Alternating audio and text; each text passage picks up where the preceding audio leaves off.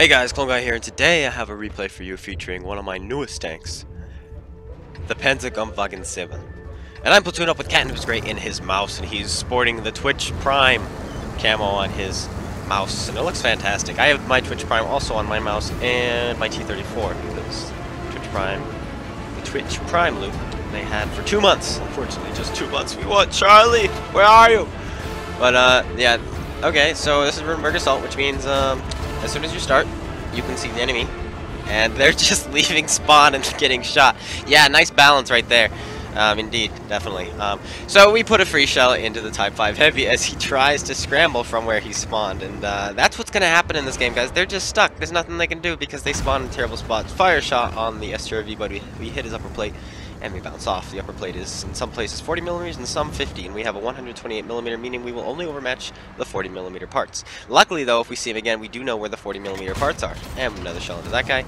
The 40mm parts are right above and below the gun, and the lower plate. Next to the right and the left of the gun is 50, and that's where you don't want to be shooting. But these are 57 heavies. They can butter me if they're shooting heat, and usually 57 heavies actually shoot heat, but not this time. They're actually shooting standard rounds, and because of that, well, they can't penetrate my lower plate, because my lower plate actually is not a weak spot against standard rounds. So when you angle your lower plate, there's nothing they can do. Well, how you want to kill this tank is by shooting it straight in this dead center of the gun mallet, in the cupola, or, oh, and boom, we put a shell in the cupola, or in the fighting compartment. When you angle your side, if somebody angles their side, you can shoot them in the fighting compartment. Now, I've explained to you where you can overmatch the Stridsvagn, so here we go, ready? Aiming straight at the gun, boom, straight in. You see 40mm there, and we break the gun to go along with the damaging hit. And that is how you penetrate those tanks if you have a 121mm gun or higher. But these guys, like I said, they're just shooting standard, so they're just bouncing over and over again. But he actually looks like he gets a pretty decent roll and goes through my lower plate. Good job there. And he puts a shell in as the Borsig pokes out and puts an AP shell into our, I think, side arm. It bounces off with his big gun. We're going to put another shell into this guy, and we track him and hold him still. And you see, this map, it's not very good for these poor people who spawn at 1 on the red team, because they can't even leave. They spawn us, 2 super heavies who they are struggling to penetrate. They spawned us right up in their faces, and so they cannot even leave their spawn. How sad is that?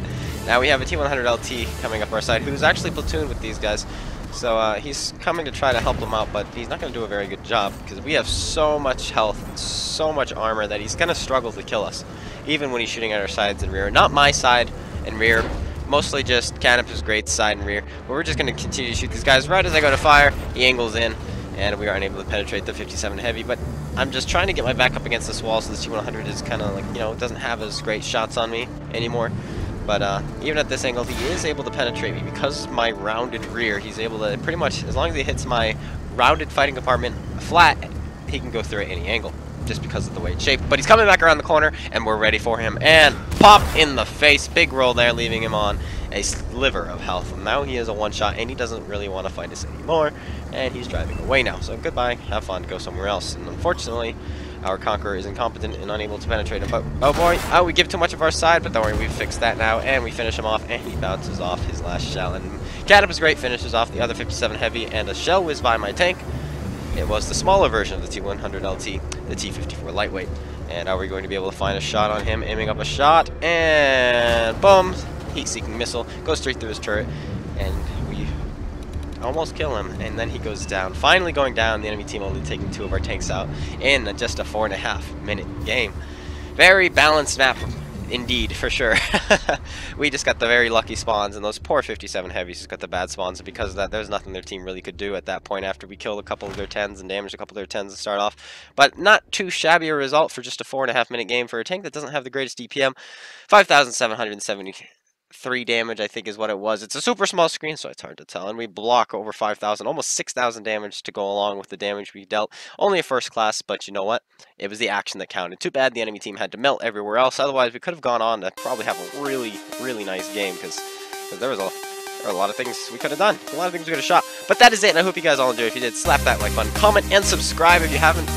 And I will see you guys all later. Take care, and peace out.